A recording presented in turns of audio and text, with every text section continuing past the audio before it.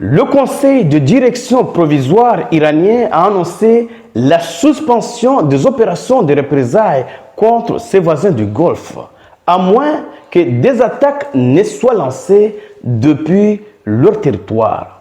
Mais cette décision aura probablement moins d'impact dans la région.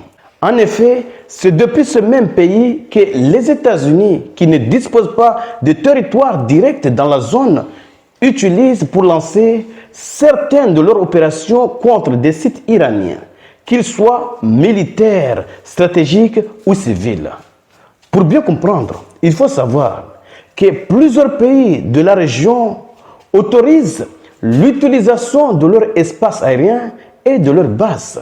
Et certains vont jusqu'à même intercepter les missiles et drones iraniens se dirigeant vers Israël. Pas des missiles et des drones qui se dirigent vers leur pays, non, vers Israël. Mais aujourd'hui, ils ont franchi le point de non-retour.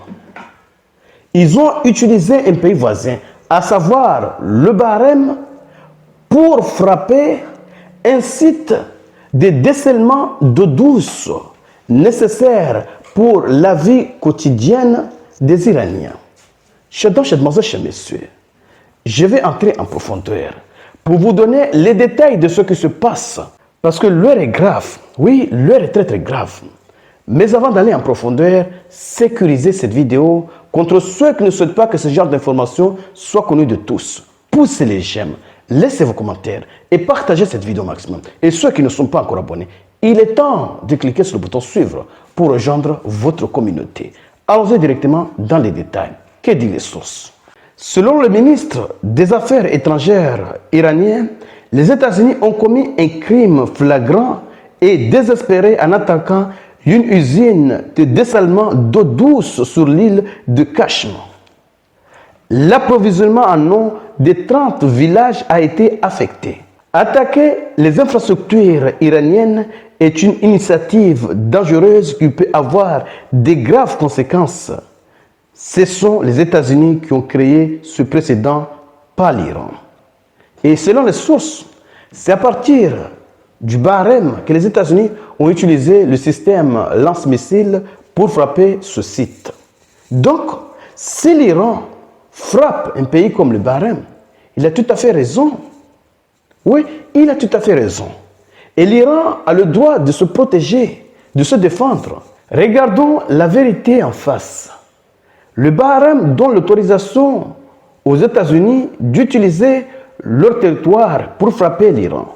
Ils utilisent le Bahreïn, ils frappent un site civil, un site vital pour la population civile. Cela n'a rien à voir avec la capacité militaire iranienne.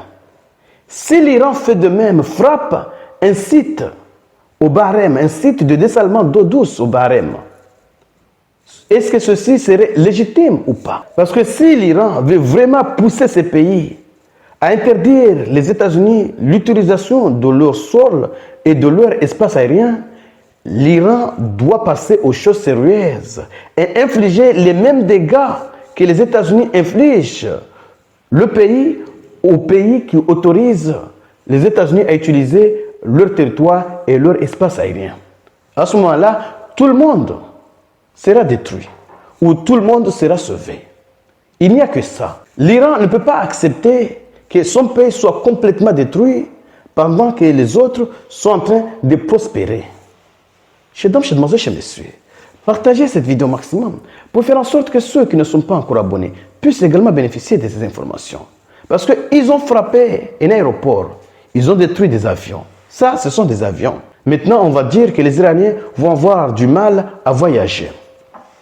Ils ont détruit le Parlement, oui, des sages. Ils ont détruit une télévision. Mais détruire l'eau, la vie, détruire un site de dessalement d'eau douce, là, c'est extrêmement dépassé. Ils ont dépassé les limites. Il faut que les gens partagent ce genre d'informations pour faire en sorte que ceux qui ne sont pas encore abonnés puissent également bénéficier de ces informations. Alors, chers amis, restez connectés pour la suite des événements. Merci.